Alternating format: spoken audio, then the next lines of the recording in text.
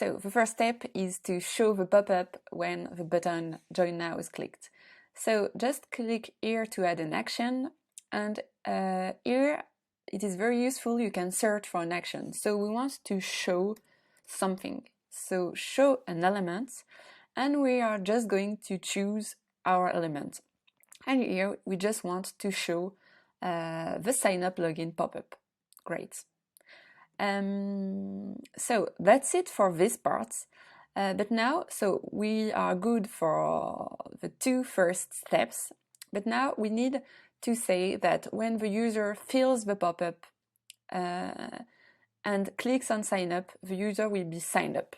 So for this, we need to actually go onto the pop-up and define a workflow relative to this pop-up. The pop-up we used is a reusable element. So if you click on it, you will see that you cannot just you cannot define a workflow based on the buttons on this page. You need to go to the reusable element. So let's go to sign up login pop-up. And now you can define what will happen based on this click of a button. So when the user will click on sign up, let's start a workflow. So you can see that this workflow will be defined on another page, which is the reusable sign up login pop-up. You can see that the button sign up is clicked trigger already has generated two steps, which were already here because we used a predefined element, which was in the Bubble app. The first step is sign the user up. So sign the user up, it really means that the user will be signed up. So if you have a gated access, the user will have access to this gated content. To sign the user up, you need to take a few inputs from the user. So let's see how it is done, because it was already filled, but I want to show you how to do it on yourself.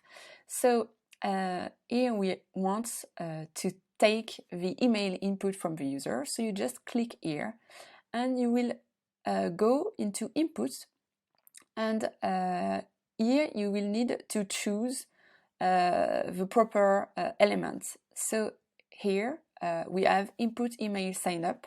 That's why it's so important to name correctly all your elements, because if you don't name them properly, you are not going to know which one to choose. So here it was email, input email sign up, and you need to take the value, because we want to take the value of this input and to save it. It's the same for passwords, so you can also type like password, so input password sign up, and it is also the value. And we want to require a password confirmation for the people to not be confused with their password.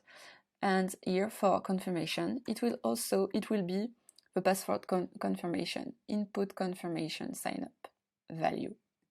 Great.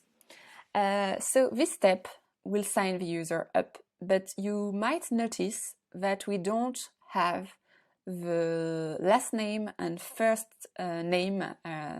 We don't have first name and last name. So we want to make an update to the user and to save this data. So we're going to add an action, and it will be make changes to a thing. And we are going to put it as a step 2. So you can drag and drop the steps to change the order of your workflow.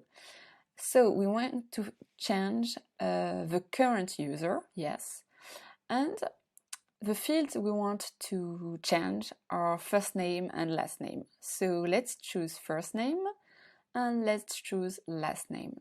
And here it will also be dynamically populated, and so we click and we want the input first name value to be saved, and here the input last name value to be saved also.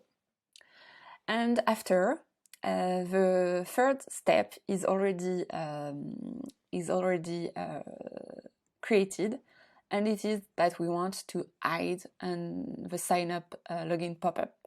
But you might remember that we wanted to do something else. So we did all of this until data is saved, but we also want the user to receive an email. So we'll just do that. So before hiding the pop-up, we want to send an email.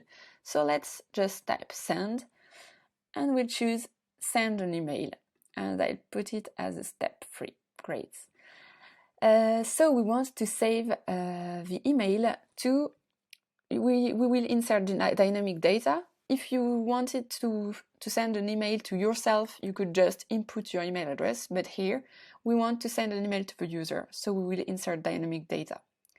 So we want to send an email to input email sign up value. Great.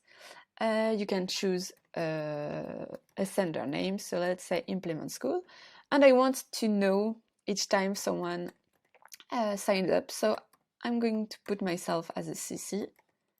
Great. And I'm not going to do a real email here, but you can really, it's just like any email editor, so you could do like dear and insert dynamic data. For example, if you want to put the first name, like dear first name, welcome to our community, blah blah blah. Okay, I'm not going to do a real email here, but that's it. So we have created our workflow. So let's review it. So on the index page, when the button join now is clicked, we will show the pop-up. And so let's go to the pop-up. And when the button sign up is clicked, we will sign the user up. We will make changes to this user and add values to first name and last name. We will send this user an email, and we will hide the pop-up.